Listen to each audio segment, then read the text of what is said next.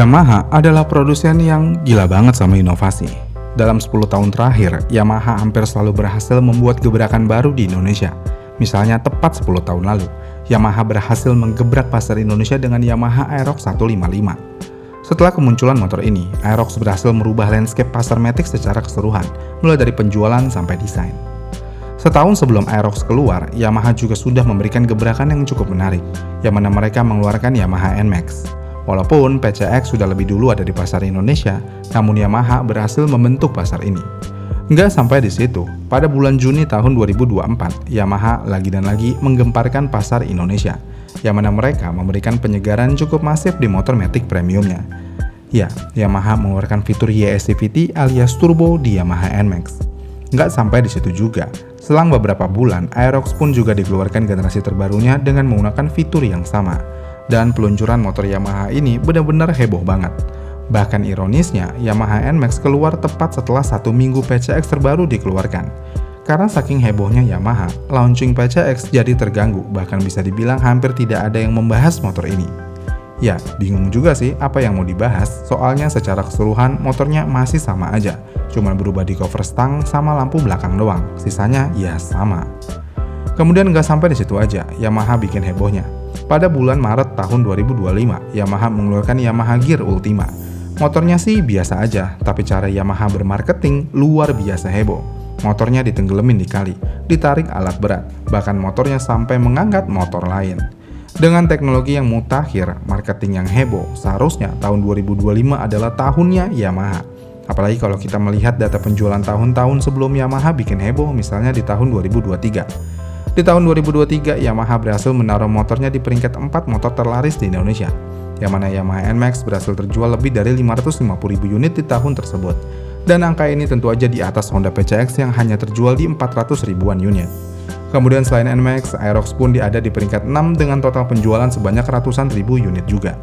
Lalu peringkat 7 juga diisi oleh Yamaha dengan Fazio dan Grand Filano yang terjual dengan angka yang cukup menjanjikan.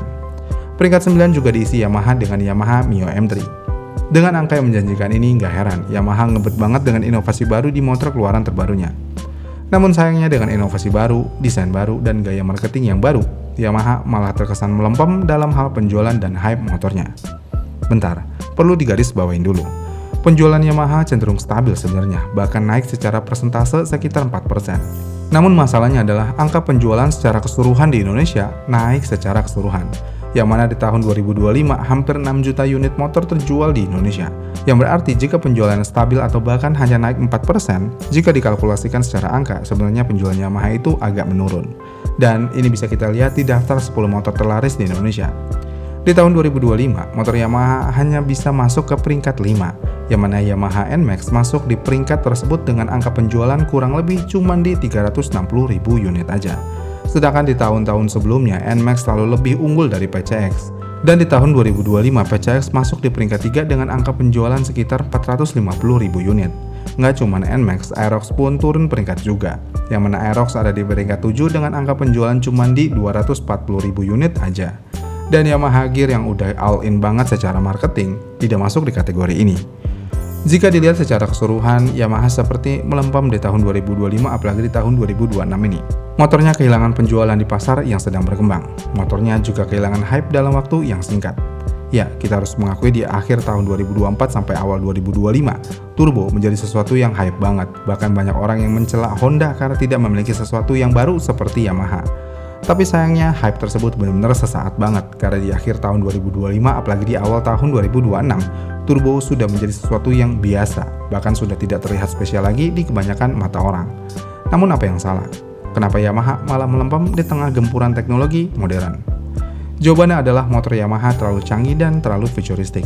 Maksudnya adalah, kalau dilihat sekilas, semua yang dilakukan Yamaha seperti berjalan normal. Teknologinya ada, desainnya terus diperbarui, marketingnya juga agresif. Bahkan secara branding, Yamaha masih punya citra kuat sebagai pabrikan yang sporty, modern, dan dekat dengan anak muda. Namun sayangnya jika dilihat pola yang ada, sepertinya pasar sudah mulai berubah. Yang mana jika dilihat lagi, konsumen sekarang seperti tidak lagi terlalu mudah terkesan oleh inovasi teknis. Misalnya fitur YSCVT Turbo. Fitur ini memang menarik secara teknis, namun ketika hype-nya mereda, kita langsung bertanya-tanya, Untuk apa fitur tersebut di motor 150cc apalagi hanya untuk motor harian? Belum lagi dengan fitur yang tanda kutip kurang berguna tersebut, langsung membuat harga motor melejit jauh. Yamaha NMAX Turbo saat ini dijual dengan harga mulai dari 38 juta sampai 46 juta rupiah. Belum lagi dengan Aerox Turbo yang dijual sampai 41 juta rupiah. Tapi kan Yamaha masih memberikan pilihan non-turbo dengan harga yang masih masuk akal. Ya emang sih, tapi masalahnya adalah semua jadi terkesan nanggung. Dan lagi-lagi, fitur ini seperti menjadi fitur kanibal untuk varian bawahnya. Walaupun secara data penjualan motor non-turbo jauh lebih bagus daripada yang turbo, tapi tetap aja kayak ada yang mengganjal. Iya nggak sih? Kemudian semua ini diperparah lagi dengan strategi Yamaha, yang mana Yamaha hanya fokus di segmen Matic Premium aja. Sebenarnya ini sudah menjadi rahasia umum dalam beberapa tahun terakhir. Kita lihat aja Yamaha fokus banget bermain di segmen ini. NMAX naik kelas, Aerox makin mahal, Lexi makin mahal juga. Grand Villano dengan mesin 125cc, motor ini udah dijual hampir 30 juta rupiah. Secara brand image, hal ini memang bagus. Brand terlihat naik level.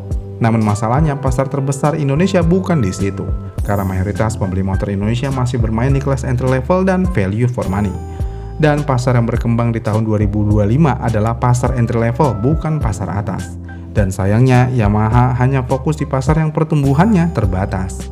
Akhirnya Yamaha terlihat heboh secara branding, tapi volume penjualnya tidak mampu mengikuti kehebohan tersebut. Ya, ini adalah situasi ironis yang sedang dialami oleh Yamaha. Apa yang mereka bangun, apa yang mereka buat, tapi mereka tidak bisa merasakannya secara maksimal. Kita harus mengakui lagi, jika kalian yang masih memiliki jiwa muda, desain Yamaha hampir nggak pernah gagal. Desain motor mereka selalu menarik, walaupun misalnya Yamaha NMAX yang selalu disandingkan dengan muka gorila, tapi jika dilihat secara gamblang, sebenarnya desainnya menarik. Cuman desain lampu belakangnya doang yang nggak banget. Lalu Aerox. Walaupun desain adalah preferensi masing-masing orang, tapi desain Aerox bisa dikatakan jelmaan dari desain motor Matic sporty paling sempurna yang ada di pasar saat ini. Namun lagi dan lagi, walaupun desain adalah senjata utama produsen untuk membuat motornya lebih menarik, tapi terkadang desain aja nggak cukup untuk menggait pasar. Dan hal ini bisa kita lihat di Aerox. Desain Aerox secara keseluruhan lebih baik di generasi terbarunya, tapi ironisnya semakin baru generasi Aerox, penjualannya malah semakin lesu. Ya, di luar dari ini semua adalah Yamaha memang terlalu fokus di pasar premium, dan sayangnya ekonomi Indonesia tidak sebagus itu. Rupiah terus melemah terhadap dolar, harga bahan pokok selalu mengalami kenaikan, pertumbuhan ekonomi juga terkesan stagnan. Kalau kondisinya seperti ini, pasar motor premium biasanya akan mengalami pelemahan. Apalagi yang beli motor masih didominasi dengan cara kredit. Bayangin, 80% motor terjual di Indonesia secara kredit. Dan suku bunga saat ini juga sedang tidak baik-baik aja. Dan kondisi ini langsung menghasilkan satu hal, lesunya di segmen motor Matic Premium. Dan sayangnya lagi, Yamaha fokus bermain di segmen tersebut. Hasilnya adalah ketika segmen tersebut melempem, Yamaha jadi ikut melempem. Dan inilah hal yang sedang kita lihat di pasar saat ini.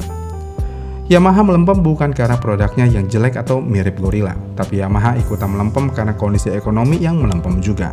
Dan ironisnya lagi adalah motor entry level Yamaha nggak ada yang menarik sampai saat ini. Walaupun Gear Ultima mampu bertahan di kali, mampu bertahan ditabrak mobil dan lainnya, tapi secara desain motor ini benar-benar kurang menarik, walaupun fiturnya menarik. Iya kan? Gimana nih menurut kalian? Komen di kolom komentar di bawah ya, dan sampai jumpa di video selanjutnya.